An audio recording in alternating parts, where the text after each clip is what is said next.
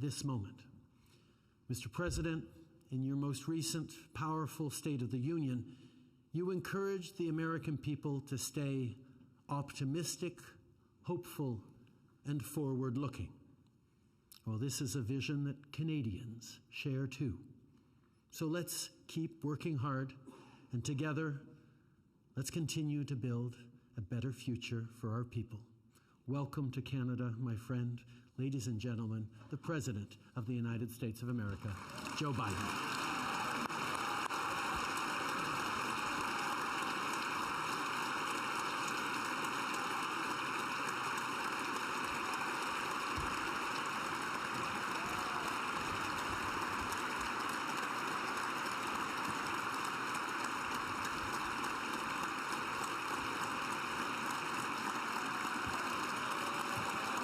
Good afternoon.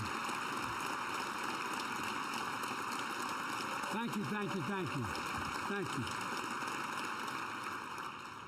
Good afternoon. Bonjour, Canada. Good afternoon, Canada.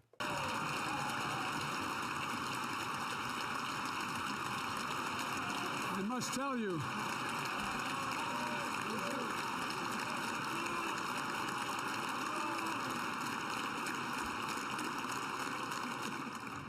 I took 4 years of French in school. First time I attempted to make a speech in French, I was laughed at. So that's as good as I can get right now. But seriously, thank you very, very much. Speaker of the House of Commons, Speaker of the Senate, members of the Parliament, thank you for the very kind welcome for my wife and I. Prime Minister Trudeau, you were my first meeting with a foreign leader just 1 month after my presidency during the hardest days of COVID-19. We had to make a visit virtual, but since then, we've been all over the world taking on some of the toughest issues our nations have faced in a very long time. I want to thank you for your partnership and for your personal friendship. I thank you very much.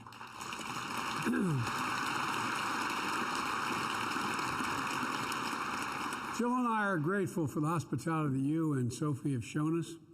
Ladies and gentlemen, I'm honored to have the opportunity to uphold a tradition carried out by so many of my predecessors in addressing the hallowed halls of the Canadian democracy, although this is a different hall.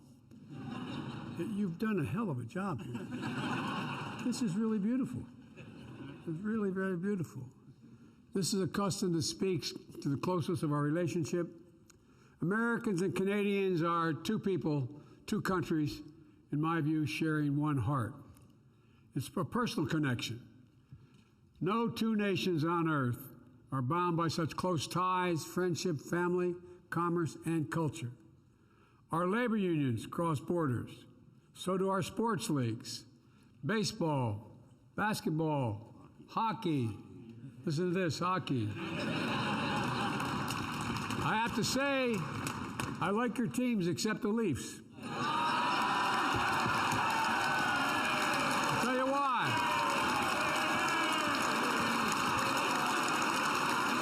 I'll tell you why.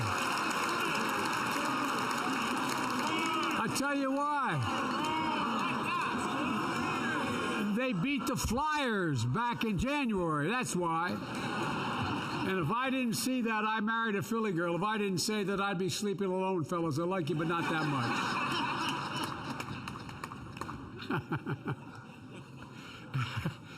It can be easy to take a partnership between Canada and the United States as a given.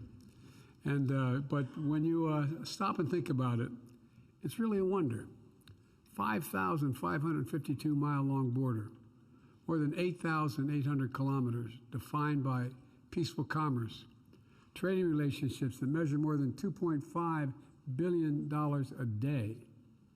Every day, hundreds of thousands of people cross the borders going in north and south to work or just to visit, knowing they'll find a warm welcome on the other side of the border. Americans love Canadians, and that's not hyperbole. It's a data-driven fact. Earlier this week, the Gallup poll did a new poll showing American opinions on different countries in the world. This is a fact.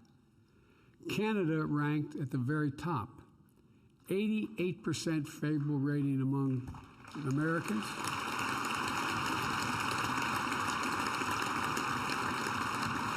Up from 87 the year before. I take credit for that one point. I suspect every politician in this room would do a hell of a lot to get those kind of numbers. But there's a reason for it. The same fundamental aspiration reverberate across both our nations, from the Atlantic to the Pacific, to live in freedom. Not just freedom, but live in freedom with dignity. With dignity. To relentlessly pursue the possibilities of tomorrow. To leave our children and our grandchildren a future that's better because of our efforts, the people in this room and a similar room in the United States. President Kennedy said, and when he spoke here in 1961, and I quote, he said, "Ours is the unity of equal and independent nations, co-tenants of the same continent, heirs of the same legacy, and fully sovereign associates in the same historic endeavor, to preserve freedom for ourselves and for all who wish it, for all who wish it." Through more than a century of that historic endeavor, Canada and the United States have had each other's backs. In war and in peace, we have been the stronghold of liberty, safeguard for the fundamental freedoms that give us our lives, literally give our lives meaning. We have gladly stepped into the responsibilities of global leadership because we understand all that is at risk for Canadians and Americans alike when freedom is under attack anywhere in the world. Today, our destinies are intertwined and they're inseparable, not because of the inevitability of geography, but because it's a choice we've made again and again. The United States chooses to link our future with Canada because we know that we'll find no better partner, and I mean this from the bottom of my heart, no more reliable ally, no more steady friend. And today I say to you and to all the people of Canada that you will always, always be able to count on the United States of America. I guarantee it.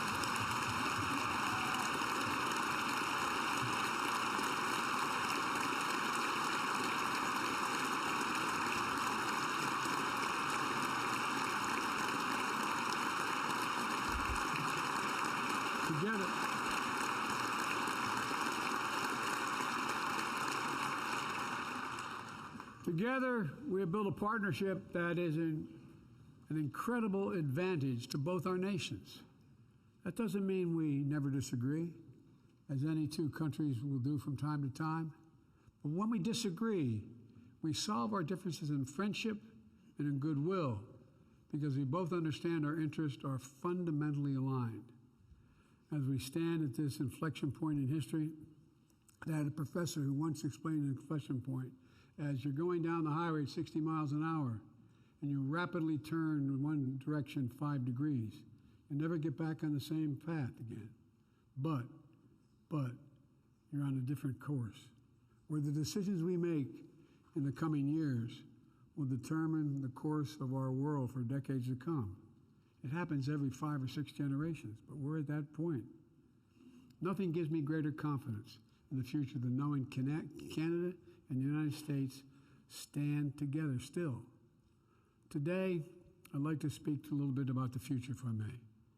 A future that's ours to seize. You know, I get criticized at home sometimes for saying that I used to always, President Obama used to always kid me because I'd always say to him in our private meetings, a country's never more optimistic than its president or its leaders. Well, I have never been more optimistic in my life about the prospects. I really mean this from the bottom of my heart. We are so well positioned. The future built around our shared responsibilities, prosperity, security, shared values. First, it's a future built on shared prosperity, where Canada and the United States continue to anchor the most competitive, prosperous, and resilient economic region in the world. That's a fact. That's just a fact.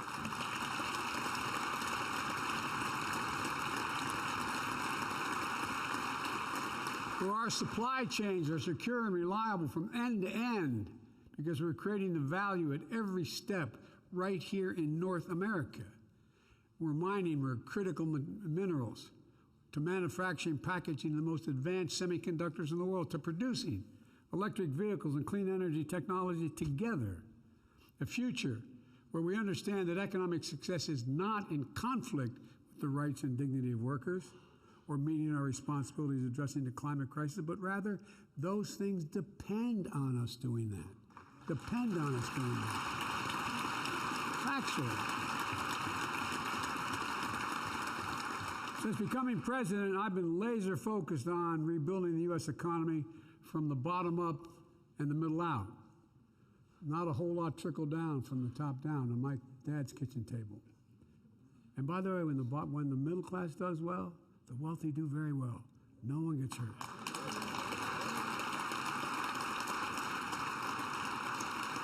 The United States made historic, and to the chagrin of some of our critics in the press, bipartisan investments in infrastructure, innovation, that are already bringing together and delivering concrete benefits to the American people.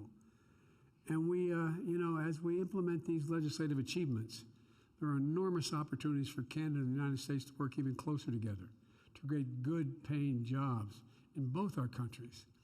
The Inflation Reduction Act, which I admit wasn't bipartisan, but nonetheless, all of a sudden I'm finding we have more adherence, represents the single largest commitment in tackling climate in our history. As a matter of fact, the single largest investment in all of human history. And it's going to spur clean energy investments all over the world. And explicitly includes tax credits for electric vehicles assembled in Canada, recognizing. There's a simple reason.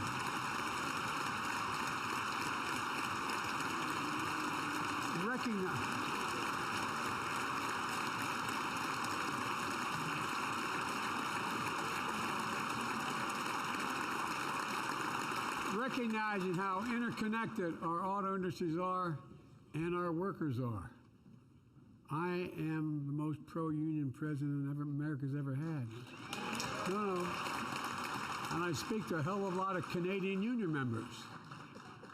Look, this is a model for future cooperation, with both our nations investing at home to increase the strength of our industrial basis, making sure the products manufactured in North America are not only manufactured, but they're the best in the world. You know, we're going to amplify our shared commitment to climate action while growing our economies. If I could just stop for just a second and say, you know, when I announced for president, I was always known as one of those kind of green Democrats, and Republicans used to be the same in my place. Well, guess what? I didn't announce my environmental plan.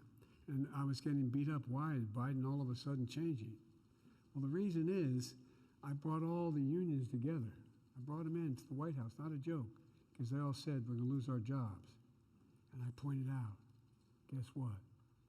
Every single solitary initiative required to deal with the environment creates union jobs, creates thousands of jobs, thousands of jobs.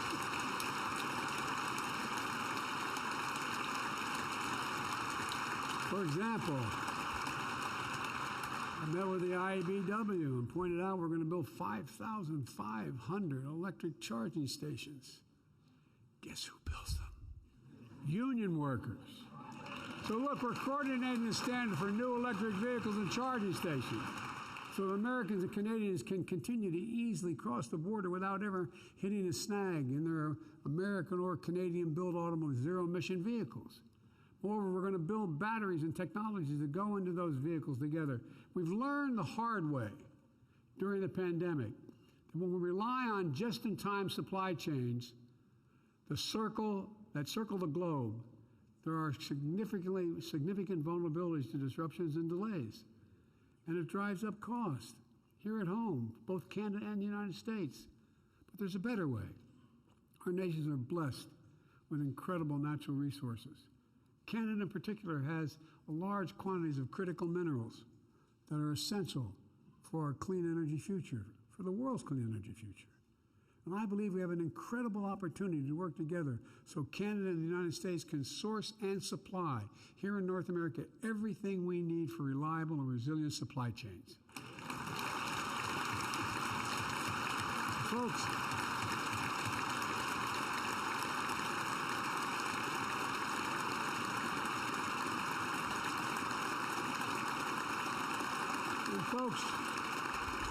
to help make our critical mineral supply chains the envy of the world, the United States is making funding available under the Defense Production Act to incentivize American and Canadian companies to responsibly mine and process critical minerals needed for electric vehicles and stationary storage batteries. We're also building integrated supply chains for our semiconductors, a critical computer chip that I might note was invented in America, and then we lost control of it. We not only control it, we lost producing them and the power of so much of our daily lives. The IBM plant in Bromont, Quebec, is the largest semiconductor packaging and testing facility in North America. Chips made in Vermont in upstate New York are shipped to Bromont to be packaged in electronic components. But now Bromont is expanding with the support of the Canadian government. And there's going to be a lot more work to do. Thanks to the Bipartisan Chips and Science Act I signed into law last year, companies are breaking ground for new semiconductor plants across the United States, representing billions of dollars in new investments in American high-tech manufacturing. $12 billion from Taiwan Semiconductor Manufacturing Company in Arizona. $20 billion in counting for Intel in Ohio. $100 billion in New York, the single largest investment of its kind ever in the world. And chips begin to roll off these new production lines in America. A lot of them are going to be coming to Canada to be packaged. And that's a lot of jobs, good paying jobs. And today I'm also making available through the Defense Production Act $50 million to incentivize more U.S. and Canadian companies to invest in packaging semiconductors and printed circuit boards. Look, that brings me to a second pillar of our future.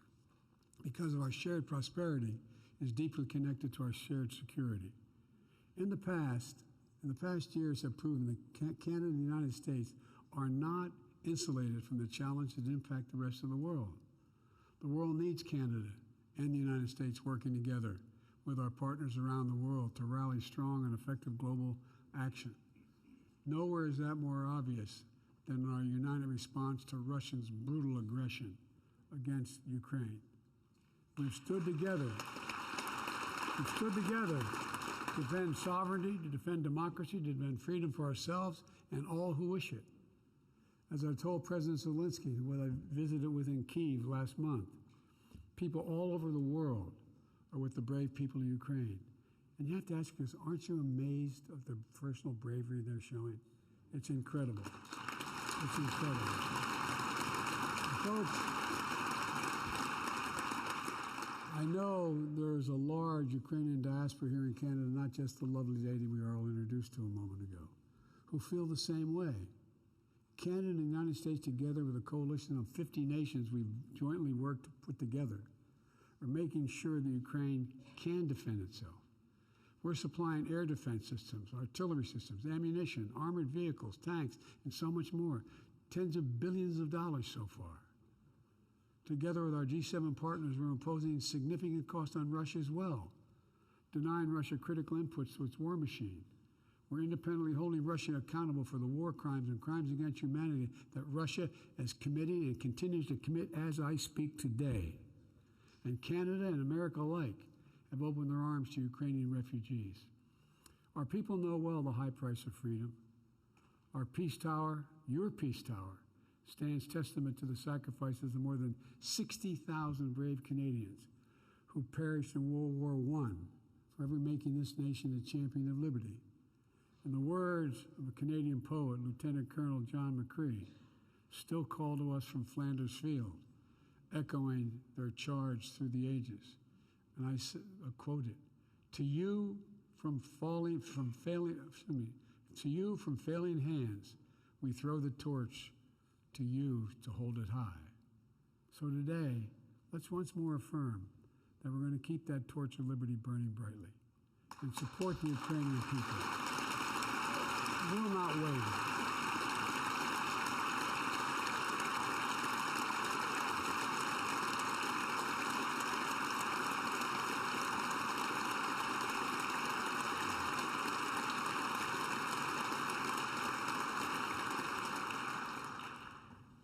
Putin was certain he would have been able to break NATO by now.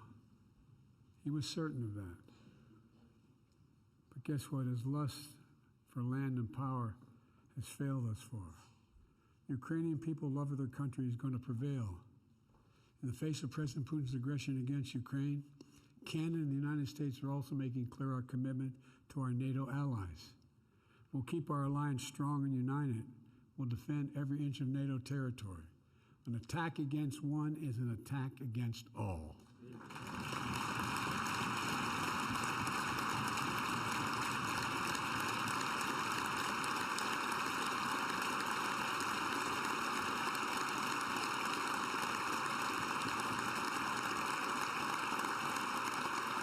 And as we look forward to the 75th anniversary of NATO next year, Canada and the United States share a responsibility and a commitment to make sure NATO can deter any threat, defend against any aggression from anyone. That's the bedrock of the security of both our nations. Canada and the United States are not only partners in transatlantic security, we are Pacific nations as well. Earlier this month, we held our first U.S.-Canadian Indo-Pacific dialogue to deepen our cooperation in the vital region to promote an Indo-Pacific that is free and open, prosperous and secure. We're also an Arctic nation. We both recognize the critical importance of this region to our collective security and the interest of other nations all of a sudden in the Arctic.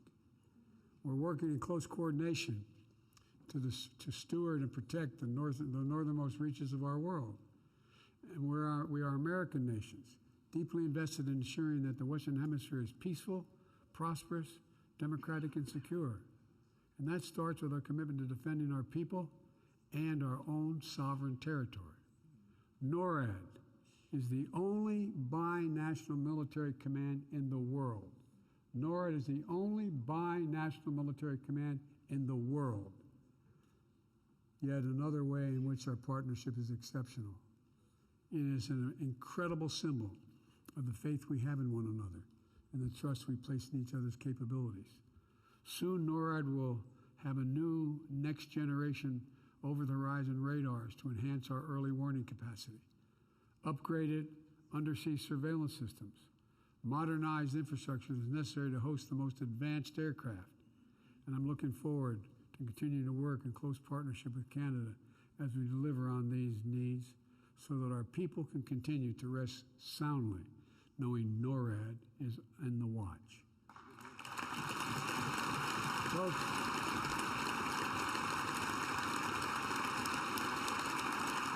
we are.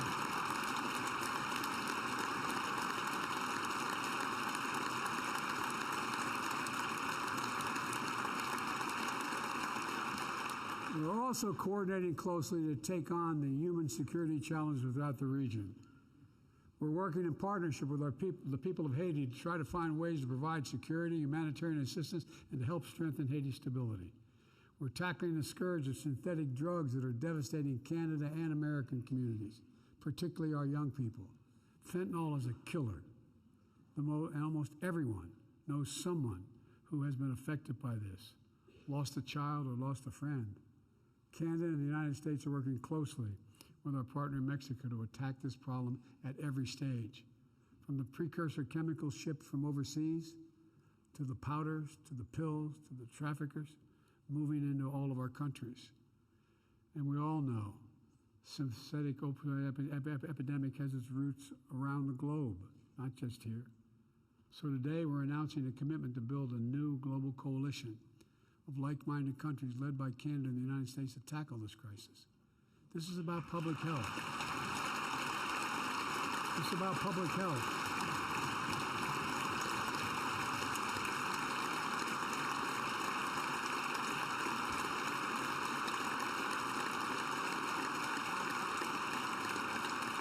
It's about public health, our economic futures, our national security. We're also working together to address the record levels of migration in the hemisphere.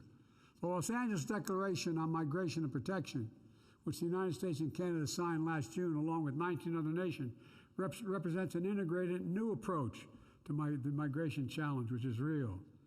One that unites humane policies that both secure borders and support people. In the United States, we're expanding legal pathways for migration to seek safety and on a humanitarian basis, while discouraging unlawful migration that feeds exploitation and human trafficking. So today, I applaud China for stepping up. I applaud Canada. You can tell what I'm thinking about China. I won't get into that yet.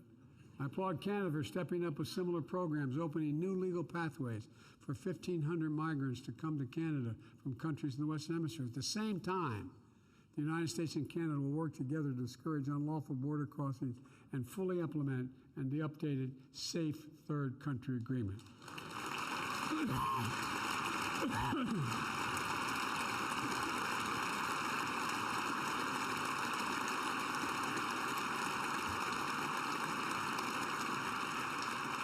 Finally, as we advance our shared prosperity and security, we must never lose sight of our shared values, because our values literally the linchpin holding everything else together. Welcoming refugees and seeking asylum seekers is a part of who Canadians and Americans are. In fact, the United States recently launched a new private sponsorship program for refugees. We call it Welcome Corps, which draws on Canadians' decades of leadership in refugee resettlement, where both countries build upon the nation-to-nation relationship with Native Americans and First Nations. We've both been influenced and strengthened by the contributions of a generation of immigrants. We believe to our core that every single person deserves to live in dignity, safety, and rise as high as their dreams can carry them. We strive to defend human rights, to advance equality and gender equality, to pursue justice, and uphold the rule of law. I want to note the outstanding work Canada has done to build a coalition of nearly 70 countries endorsing the Declaration Against Arbitrary Detention and State-to-State Relations.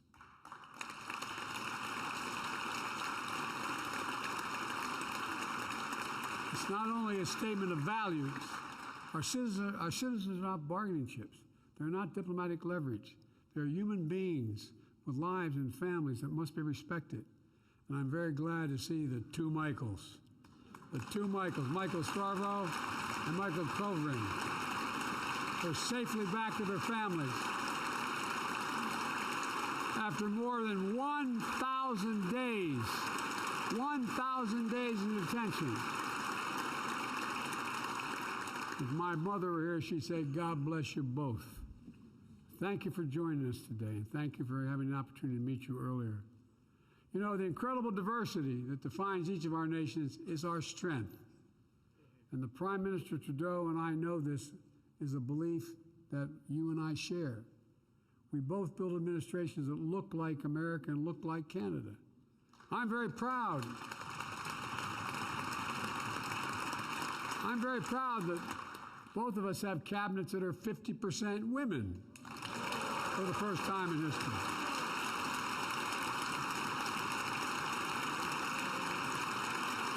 Even if you don't agree, guys, I'd stand up.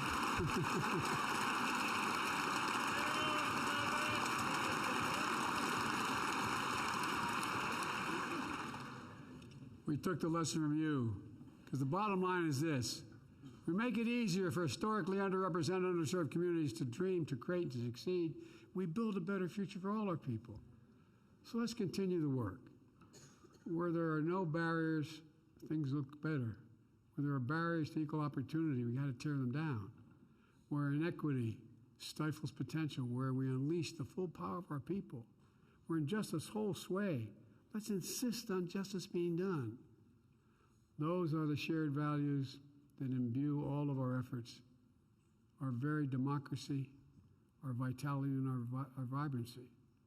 You know, it's what seems it drives us all. Some places and some persons are kind of forgetting what the essence of democracy is. We have to reach, it's what allows us to reach beyond the horizon. Let me close with this. The year after President Kennedy spoke in Canada's Parliament, he delivered a famous speech at Rice University, issuing a challenge for Americans to go to the moon in a decade's time. You remember what he said? You probably do, because we had to learn it when we were in school. We choose to go to the moon in this decade and do other things not because it's easy, but because they are hard. Because that challenge is one that we are willing to accept, one that we're unwilling to postpone, and one which we will win. That speech tapped into something deep in America's character, something powerful, a belief that we can do big things. If you hold a second, just think about it. Turn on the television the last 2 years, whether it's in your country or mine. After 2 years of COVID, people began to wonder, can we still do big things? Big things. We sure in hell can. That confidence, I believe it with every fiber in my being, that confidence can make the most audacious dreams reality. And less than 7 years after Kennedy's speech, the entire world watched humanity left its first footprints on those further shores. It inspired a generation and spurred much of the technology advancement we now enriches our daily lives. Today, our world once more stands at the cusp of breakthroughs and possibilities that have never before even been dreamt of. And Canada and the United States are leading and will continue to lead the way. In just a few days,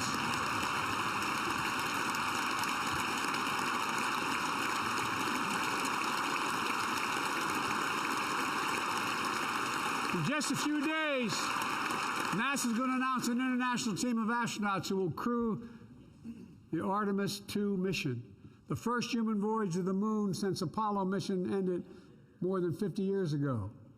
Will consist of 3 Americans and 1 Canadian.